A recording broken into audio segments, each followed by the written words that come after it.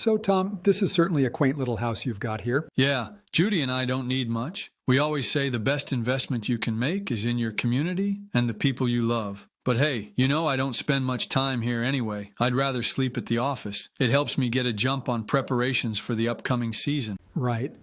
So, about that. Listen, Tom, I've been having extensive conversations with a few key people in the front office, and as you know, there's been widespread speculation as to whether I'm going to make a change after 3 losing seasons.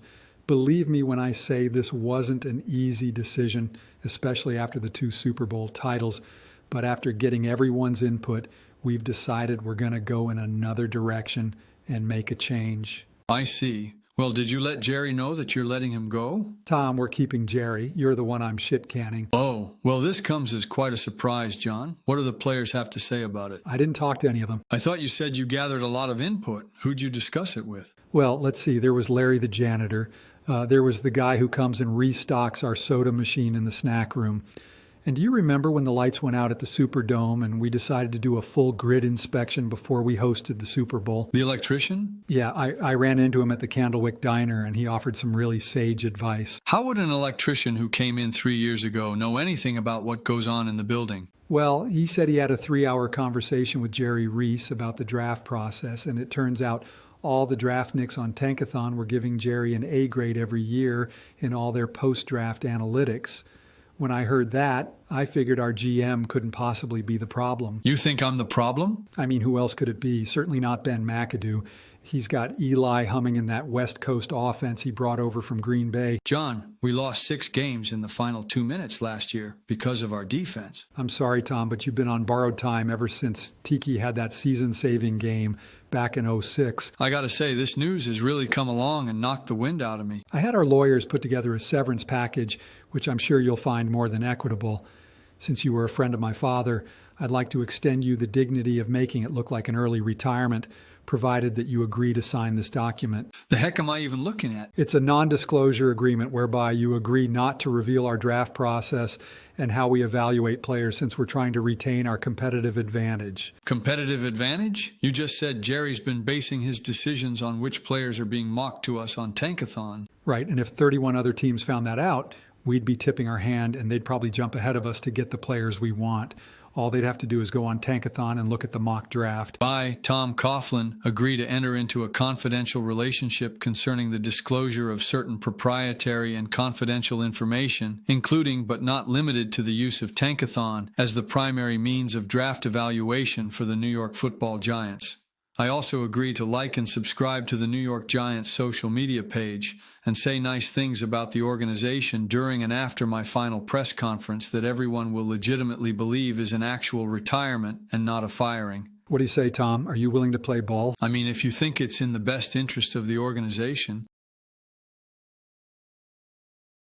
As Satan is my witness, Judy, this organization isn't going to get away with this. Are you sure this is a good idea? I mean, if you decide to curse the Giants, it might expose our affiliation with the Church of Satan. They can shout it from a mountaintop if they like. I want blood, and as a third-degree priest of the dark arts, I shall have my revenge. I really don't think the church is going to like this, since they prefer to keep their operatives hiding in the shadows. I'm ready to take out a second mortgage on eternal damnation, if that's what it takes. Besides, we both know the housing market in hell is competitively priced compared to New Jersey.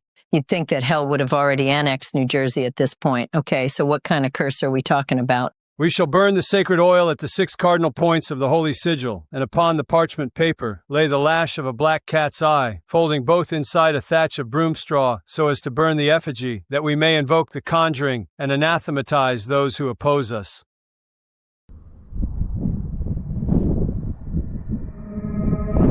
Our dark Father, who art in hell, we rejoice in thy name, and may thine will be done on earth. Today we beseech favor from Lucifer, the Lord of rebellion, and awaken the spirit to defy and damn the New York Football Giants into eternal folly. We ask that you hear our call as we walk in the path of light from which you bestow.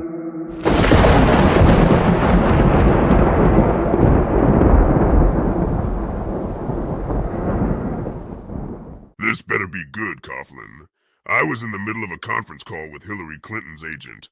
That bitch is still trying to negotiate another run for office, if you can believe it. Hail to you, O bringer of calamity. Your humble servant has placed favor before your holiness, a prayer for the doomed, bespoken into existence, and hung upon the door of the enemy, whose transgression shall now be named. Don't give me that bullshit, Tom. I granted you 3 Super Bowls.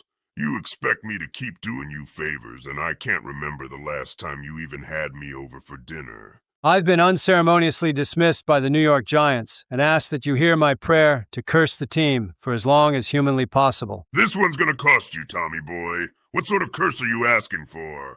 The kind of curse that nobody will even suspect is a curse because of all the incompetent nimrods who run this football team. I ask that the team is prevented from enjoying the fruits of success for at least a decade, and that the losses pile up in almost comical fashion. What do you mean by comical? I'm gonna need you to be more specific. For instance, the team is likely to make Ben McAdoo their next head coach. Let's dress him up in an oversized jacket and give him slick back hair, then give the team a playoff berth so the fans think he's doing a good job. And just when they think all is well, send the players on a boat trip that upends their playoff run. Uh-huh. And what about this decade-long curse of losing? It has to be Cleveland Browns type of losing, the kind that'll make any coach desperate enough to bench their Super Bowl quarterback for a journeyman backup who gave his previous fan base the middle finger, or make them go on an 11-minute post-game rant trying to convince the press he isn't running a clown show. That's pretty evil, Coughlin. Anything else? Yes. May the New York Giants be completely undressed by their division rivals, to the point where both Dallas and Philadelphia are regularly penciling in a W on the schedule before the games are even played. And how do you want these losses served up to the fans? Like a rectal probe with a goddamn chainsaw. Blowouts, 60-yard field goals as time expires, double-digit comebacks by the opposition when they look completely dead for 3 quarters. Sounds hellish enough to me. Why don't we throw in ex-players who become superstars when they leave, making it look like the team is incapable of finding shade under a tree? I leave the details to you, O horned one. May the blood of the lamb be spilled over hallowed grounds, and the turf at MetLife be like playing on concrete. Mac, thanks for coming over. I'm sure by now you've heard that I'm announcing my retirement this week. Congratulations, Tom. You've had the kind of career that most coaches could only dream of. You'll be a tough act to follow.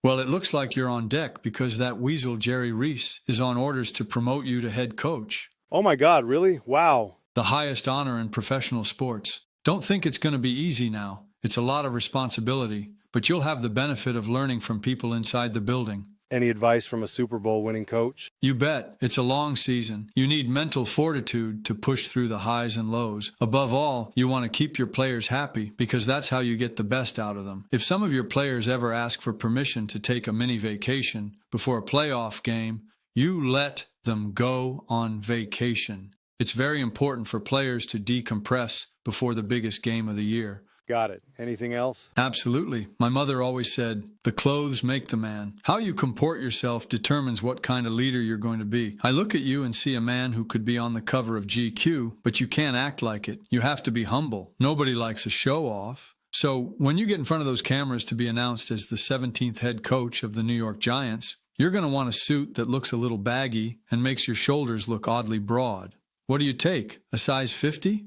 Something like that. Okay, then go even bigger. But don't look disheveled. Put some castor oil in that hair of yours. You want to look humble, but you don't want to come off looking disorganized. Okay. So how should I deal with the players? I mean, you sort of changed your approach after a while, didn't you? Firm, fair, honest, and demanding. But if your Super Bowl winning quarterback starts to struggle, don't be afraid to bench him and break his Iron Man streak of consecutive starts. The fans will understand, especially if you think your backup gives you a better chance to win. Tom, I promise we'll do everything we can to get that 5th Super Bowl trophy and keep your traditions, including the 15-minute rule on the clock. That's great to hear, Mac. I know you'll do your best for the year and a half that you're the head coach. Year and a half? Oh, hey, since I got you here, want to help spackle the hallway? I got a rambunctious grandson who was messing around the other day, and wouldn't you know it, the little devil punched a gosh darn hole in the wall.